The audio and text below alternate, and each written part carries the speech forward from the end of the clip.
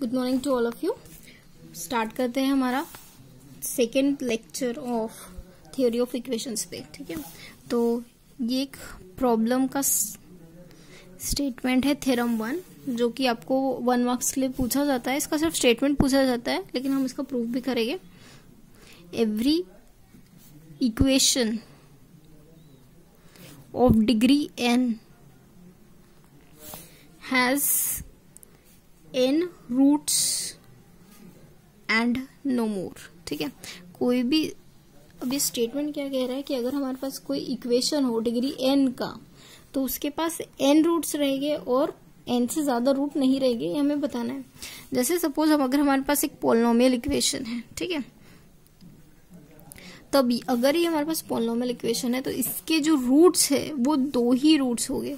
अब 2 से ज्यादा रूट्स नहीं होंगे, ये हमें बताना है। ठीक है, और ये कह रहा है कि अगर हमारे पास सपोज कि अगर हमारे पास एक ऐसा पोलिनोमियल इक्वेशन है जिसका डिग्री जो है वो n है, अगर हमारे पास ये पोलिनोमियल इक्वेशन है जिसका डिग्री n है, तो दैट मीन्स कि उसके जो रूट्स है वो कहाँ तक होंगे, n ही रूट्स होंगे और n से ज्यादा रूट्स नहीं होंगे। ये हमें शो करना है। ठीक है, तो स्टार्ट करते हैं इसका प्रूफ। तो सबसे पहले हमें एक पोलिनोमियल इक्वेशन कंसिडर करना पड़ेगा, चूज करना पड़ेगा। तो लेट द गिवन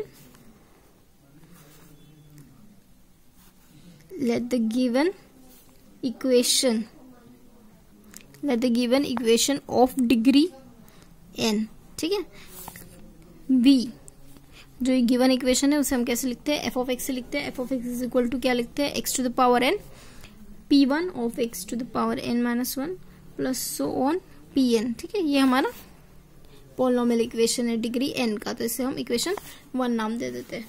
ठीक है, तो अब ये जो इक्वेशन है, this equation must have a root. अब इस इक्वेशन को एक रूट तो जरूर होगा, तो उस रूट को हम कैसे डिनोट करते हैं, a1 से a1। ठीक है, इस इक्वेशन का जो रूट है वो a1 है, ऐसा हम मानते हैं। ठीक है, तो इसका मतलब क्या होगा कि a1 जो है वो क्या करेगा, डिवाइड करेगा किसको, f ऑफ x को। दैट मीन्स इसका मतलब क्या हुआ, then f of x is divisible by, हमारा जो f ऑफ x जो है वो क्या होगा, डिविजिबल होगा किससे, x माइनस a1 से। ठीक है, तो हम लोग क्या करेंगे, x माइनस a1 से डिविजिबल हो रहा है, दैट मीन्स कि यहाँ पे हम क्या लिखेंगे, f of x is equal to x minus a1 into g1 of x लिखेंगे। ठीक है, क्योंकि यहाँ पे ये जो है वो इसकी एक वैल्यू है, तो इसका मतलब क्या हुआ कि ये g1 ऑफ x, ये जो है वो nth डिग्री का इक्वेशन हो गया, ये जो है इसकी डिग्री तो 1 है। ठीक है, दैट मीन्स कि g1 ऑफ x जो है उसकी डिग्री क्या होगी, उसकी डिग्री जो है वो n माइनस 1 होगी। इसका मतलब क्या हुआ कि g1 ऑफ x जो है वो स्मॉलर डिग्री का है compare to f of x। ठीक है, तो यहाँ पे हम लिख सकते हैं that g1 of x is a polynomial है इन x ऑफ डिग्री, इसकी डिग्री कितनी है, n माइनस 1। ठीक है, और हम एक और, जिस तरीके से हमने a1 को रूट माना था, उसी तरीके से हम लोग क्या मानेंगे कि g1 ऑफ x को भी रूट है, और g1 ऑफ x को जो रूट है उसका नाम हम क्या लेंगे, a2 लेंगे। ठीक है, also g1 of x must have a root से a2। हम क्या कह रहे हैं कि g1 ऑफ x को भी एक रूट होगा, उसका नाम हमने क्या लिखा, a2 रखा। इसका मतलब क्या हुआ कि g1 ऑफ x को हम कैसे लिख सकते हैं, x माइनस a2 लिख सकते हैं और g2 ऑफ x लिख सकते हैं। ठीक है, जिसमें जो g2 ऑफ x है, ये जो g2 ऑफ x है उसकी डिग्री क्या होगी, is a polynomial in x, जिसकी डिग्री कितनी है, ऑफ डिग्री n माइनस 2। 2, ठीक है। g2 ऑफ x की डिग्री कितनी है, n-2। जैसे हमारा f ऑफ x का डिग्री n था, g1 ऑफ x का डिग्री n-1 था, तो that means g2 of x का डिग्री क्या होगा, n-2 होगा। दैट मीन्स कि हमारा जो f ऑफ x है उसे हम कैसे लिखेंगे, x-a1 x-a2, यहाँ पे जो g1 ऑफ x है उसकी जगह टोटल ये वैल्यू हम पुट करेंगे, ठीक है। दैट मीन्स ये क्या आएगा, यहाँ पे g2 ऑफ x आएगा, ठीक है। इस तरीके से हम क्या देखेंगे कि हमारा जो f ऑफ x जो है उसका डिग्री n है, तो g2 ऑफ x का डिग्री कितना है, n-2 है। और उसके यहाँ पे अब तक हमने कितने रूट शो कर दिए, 2 रूट शो कर दिए, यानी यहाँ पे भी टोटली यहाँ पे n रूट्स आ रहे हैं, तो यानी इनका कंपैरिजन जब हम कर रहे हैं तो इनके भी टोटल n रूट्स आ रहे हैं, ठीक है। तो हम क्या करेंगे, कंटिन्यूइंग दिस प्रोसेस, ये प्रोसेस जब हम कंटिन्यू कर रहे हैं तब हम क्या देख रहे हैं कि f of x equal to, यहाँ पे टोटल कितने रूट आ जाएंगे, x-a1 x-a2, यहाँ पे टोटल कितने रूट आ सकते हैं, x-an तक रूट आ सकते हैं, gn ऑफ x हम लिख सकते हैं, है ना। तो दैट मीन्स अब हम क्या करेंगे, f ऑफ x का वैल्यू पुट करेंगे। f ऑफ x का वैल्यू जब हमने पुट किया तो ये कितना आएगा, प्लस pn, ठीक है। ये हमारा f ऑफ x का वैल्यू है। अब ये वैल्यू एज इट इज हम लिखेंगे, x-a1 x-a2 so on x-an हमने लिखा, gn ऑफ x, ठीक है। इस तरीके से हमने लिखा। अभी हम क्या करेंगे, इसको सपोज हम सिंप्लीफाई करते हैं। जब हमने इस ब्रैकेट को सिंप्लीफाई किया तो देखो ये है, जब हमारे पास सपोज 2 वैल्यूज आती है, तो जब आप इनको सिंप्लीफाई करोगे ना तो ये क्या मिलेगा, ये क्या देगा आपको, ये देगा आपको x² minus a2 of x minus a1 of x plus a1 a2, ठीक है। यानी जब आप 2 ब्रैकेट्स ले रहे हो तो आपको इक्वेशन स्क्वायर का मिल रहा है, x स्क्वायर मिल रहा है। दैट मीन्स यहाँ पे कितने x की टर्म्स है, यहाँ पे टोटल n टर्म्स है। दैट मीन्स कि ये जो इक्वेशन हमें मिलेगा वो क्या मिलेगा, in terms of x to the power n मिलेगा, ठीक है। दैट मीन्स इसका मतलब क्या हो रहा है कि यहाँ पे भी value x to the power n है, और यहाँ पे ये जो ब्रैकेट है इसमें भी वैल्यू जो आपको मिल रही है वो कहाँ से कहाँ तक मिल रही है, x to the power n तक मिल रही है। दैट मीन्स कि आप क्या देख पा रहे हो कि जब आपने क्या किया, कोएफिशिएंट को कंपेयर किया, कंपेयरिंग द कोएफिशिएंट, जब आपने कंपेयर किया कोएफिशिएंट को of x to the power n on both sides, तो तब आपको क्या मिला कि 1 equal to gn of x है। इसका मतलब क्या हुआ कि हमारा जो f ऑफ x जो है उसे आप किस तरीके से लिख पा रहे हो, इस तरीके से आप लिख पा रहे हो, ठीक है। इफ अगर हमने x की जगह a1 पुट कर दिया, suppose if we put x is equal to a1, अपने f equal to x is equal to a1 put किया, तो यानी यहाँ पे क्या मिलेगा, f of x is equal to आपको f ऑफ a1 जो है वो आपको क्या मिलेगा, 0 मिलेगा। इसका मतलब क्या हुआ कि a1 जो है वो क्या है, रूट है किसका, f ऑफ x का, ठीक है। इसी तरीके से जिस तरीके से a1 रूट है, हम क्या कह सकते हैं, similarly a2 a3 so on an जो है वो भी क्या है, रूट है किसके, f ऑफ x के, ठीक है। और यहां से हमें क्या शौक हुआ कि हमारे पास जो रूट्स है वो कितने हैं, a1 से लेके an तक ही है, और इसके बाद इससे ज्यादा रूट्स नहीं है। Hence f of x has n roots, total कितने रूट्स है उसके पास, n रूट्स ही है। फर्दर अगर हमने x का वैल्यू सपोज b चूज किया, सपोज हमने x का वैल्यू b चूज किया, और जो कि क्या है, डिफरेंट है किसके, different from a1 to an, इस बैच से डिफरेंट है b, तो आप क्या देखोगे कि f ऑफ की वैल्यू जब आपने b पुट किया, यहाँ पे आपने जब b पुट किया x की जगह, तो वो वैल्यू क्या आ रही है, नॉट इक्वल टू 0 आ रही है। इसका मतलब क्या हुआ, दैट इज b जो है वो क्या है, not the root of f of x. ठीक है, इसका मतलब क्या हुआ कि आपके पास टोटल n ही रूट्स है और n के अलावा अगर आप दूसरा रूट लोगे, दूसरा वैल्यू लोगे तो वो क्या रहेगा, रूट नहीं रहेगा किसका, एफ ऑफ एक्स का। ठीक है, एक प्रॉपर्टी है जो आपको पता होनी चाहिए, इंटरमीडिएट वैल्यू प्रॉपर्टी।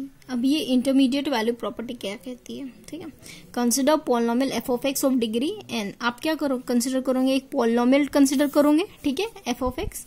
अब let a b belongs to R. Suppose आपने एक रियल नंबर की लाइन कंसिडर की है जिसमें दो वैल्यूज है, एक ए है और एक बी है। ठीक है, अब ए बी कंसिडर करने के बाद आप क्या देखते हो, if f of a and f of b have different sign, यानी एफ ऑफ ए और f of b have different sign, यानी ये क्या कह रहा है, जैसे सपोज यहाँ पे इस तरीके से हमारा फंक्शन है, ये हमारा फंक्शन है एफ ऑफ एक्स।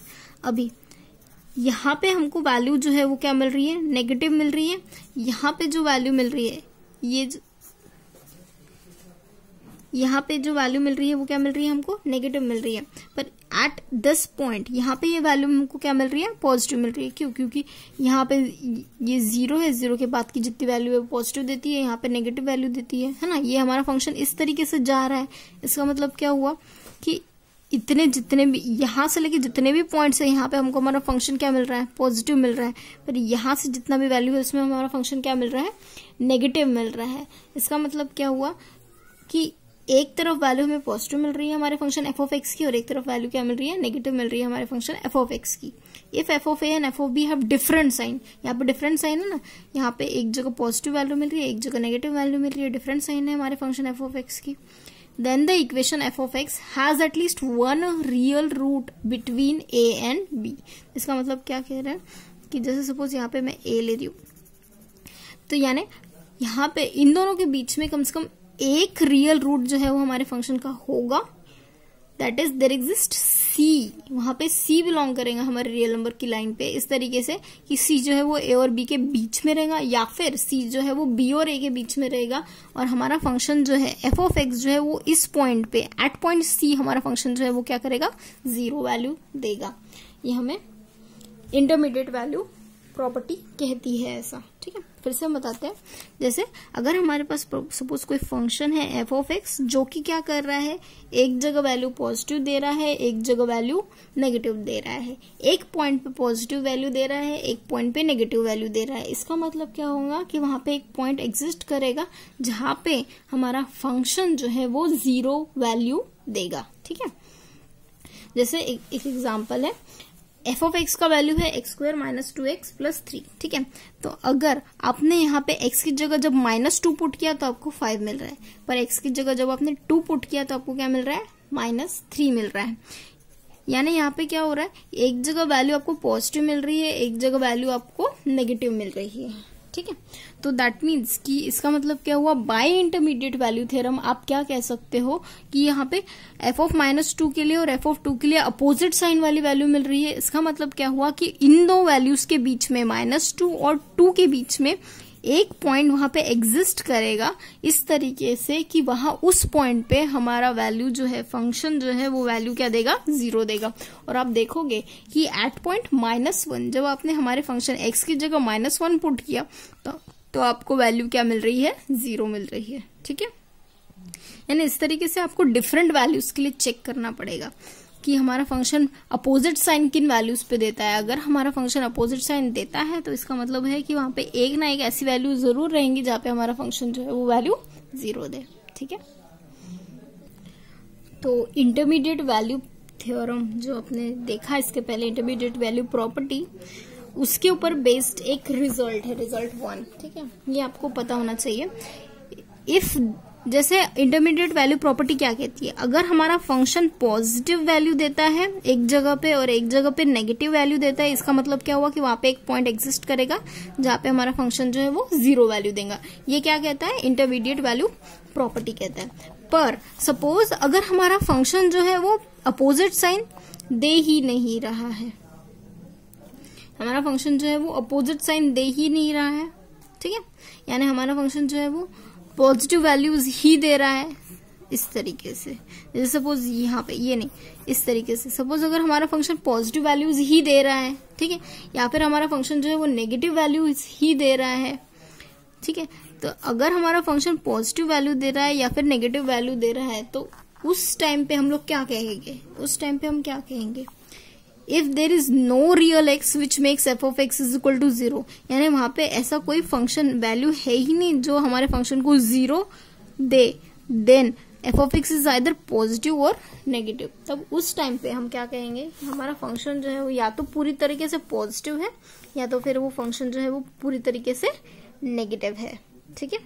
यानी अगर हमारे पास अपोजिट साइन नहीं मिल रहा है तो इसका मतलब क्या हुआ, या तो हमारा फंक्शन पूरी तरीके से पॉजिटिव है या फिर हमारा फंक्शन जो है वो पूरी तरीके से नेगेटिव है, ठीक है।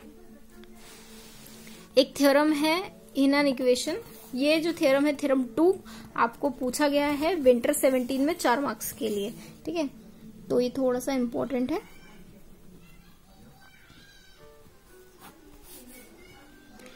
ये थ्योरम क्या कहता है, in an equation with real coefficient complex root occur in pair.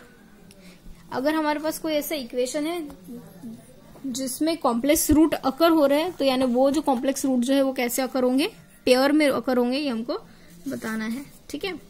तो हमको प्रूफ करना है कि कॉम्प्लेक्स रूट जो है वो हमेशा पेयर में आते हैं। तो स्टार्ट करते हैं इसका प्रूफ। हमें क्या कंसिडर करना पड़ेगा, let f of x is equal to 0 क्या है, बी अ पॉलिनोमियल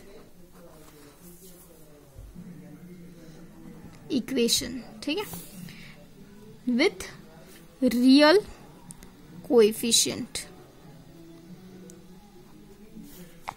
इसके एक पॉलिनोमियल है जिसके रियल कोएफिशिएंट है और साथ ही साथ हमको क्या लेना है, एक कॉम्प्लेक्स रूट भी लेना है ना, कॉम्प्लेक्स रूट भी लेना है। एंड लेट, तो हमें कॉम्प्लेक्स रूट क्या लेना पड़ेगा, a plus i b it's root. a plus i b जो है वो उसका रूट है, तो हमें क्या शो करना पड़ेगा, वी शो दैट, क्या शो करना पड़ेगा कि a माइनस आई बी जो है वो क्या है, इज ऑल्सो अ रूट, ठीक है, a माइनस आई बी जो है वो भी रूट है, हमें शो करना पड़ेगा, ठीक है। वी हैव, देखो जब हमने a प्लस आई बी को लिया है, ठीक है, और साथ ही साथ a माइनस आई बी को लिया है, जब आप a प्लस आई बी को ले रहे हो, a माइनस आई बी को ले रहे हो, तो यानी इसे आप कैसे लिख सकते हो, x minus a minus i B लिख सकते हो, x minus a plus i B लिख सकते हो, ठीक है। यानी यहाँ पे देखो, इसे सपोज आप एक ब्रैकेट में कंसिडर करो, तो यानी यहाँ पे क्या देखोगे, a minus b a plus b, तो यानी यहाँ पे आप क्या लिख सकते हो, x minus a the whole square minus i b the whole square, ठीक है। पर ये आई स्क्वायर कितना होता है, -1 होता है, तो वो आई स्क्वायर -1, तो दैट मीन्स ये +1 हो गया, है ना।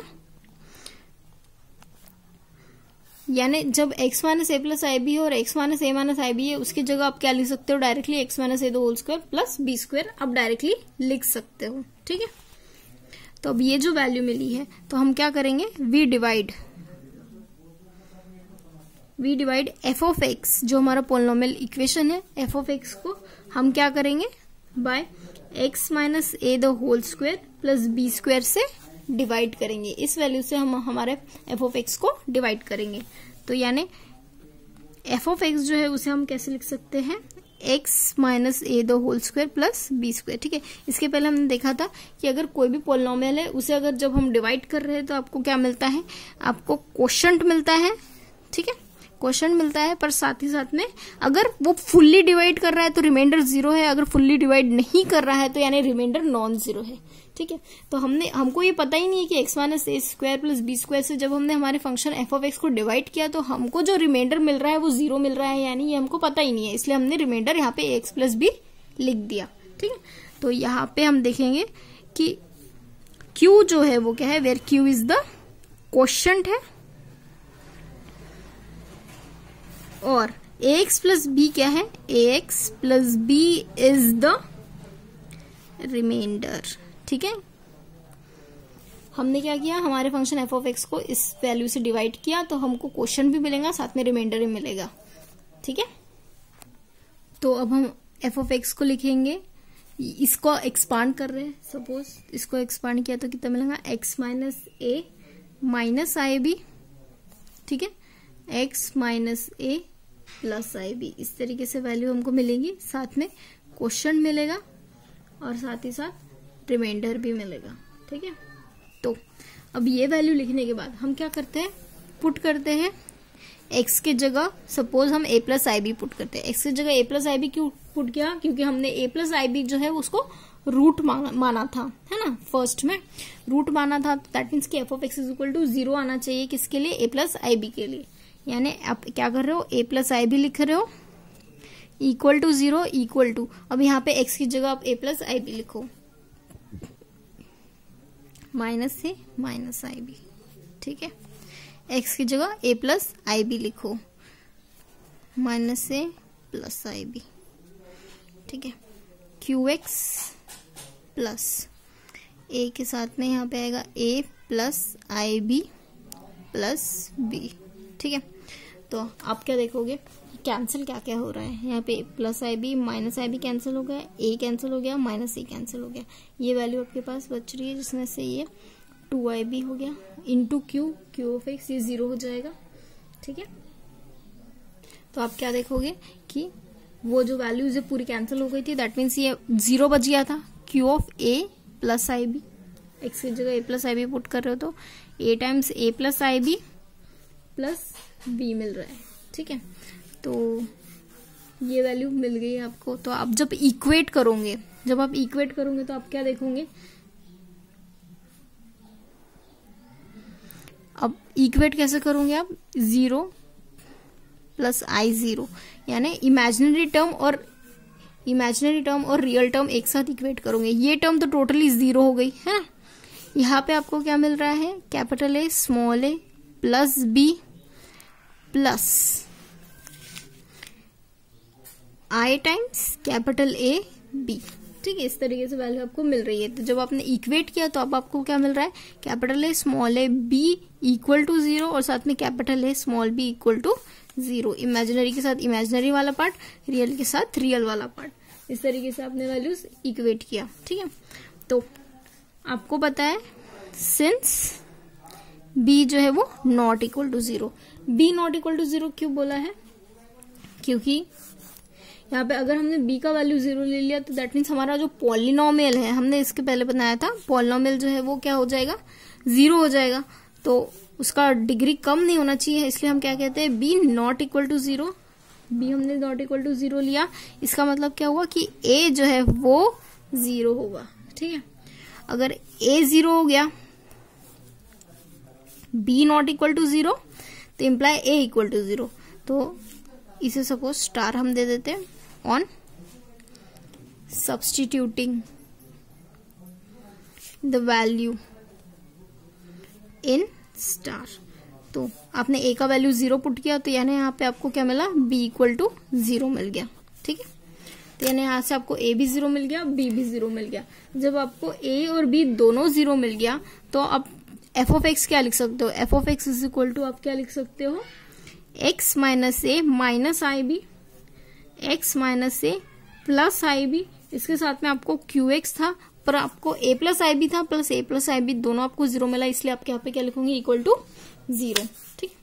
दैट मीन्स कि आपको f ऑफ x जो है वो क्या मिल रहा है, x minus a minus i b, यानी आपके पास यहाँ पे जो रिमाइंडर है वो टोटली 0 मिल रहा है, और फंक्शन आपको in terms of q of x and this two roots मिल रहा है, ठीक है। तो अभी आपको आपका f ऑफ x मिल गया। अब आप क्या कर रहे हो, अब आप x की जगह पुट कर रहे हो a माइनस आई बी। जब आपने x की जगह a minus i b put किया तब आपको वैल्यू क्या मिल रही है, आप ये चेक कर रहे हो।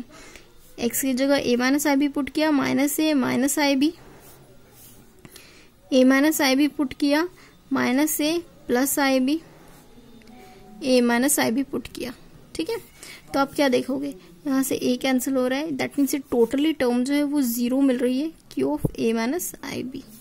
यानी आप क्या देख रहे हो कि a plus i b, a minus i b के लिए वैल्यू क्या मिल रही है, आपको 0 मिल रही है। इसका मतलब क्या हुआ, f of a minus i b equal to 0 है।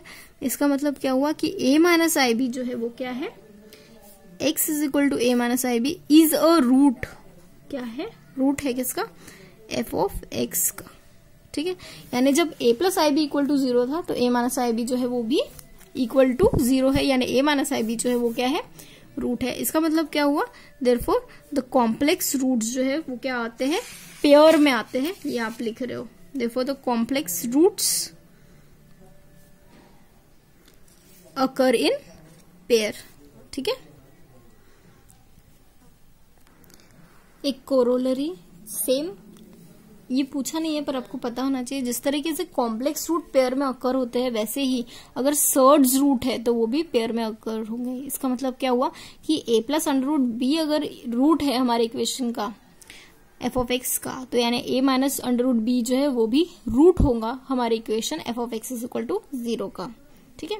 If a plus under root b is a root of the equation f of x equal to 0 with integral coefficient, कल हमने बताया था आपको इंटीग्रल कोएफिशिएंट क्या है, तो a minus under root b जो है वो भी क्या होगा, रूट होगा हमारे equation f of x is equal to 0 का, ठीक है। जिसमें a और b दोनों जो है वो क्या होने चाहिए, पॉजिटिव होना चाहिए, b इज पॉजिटिव।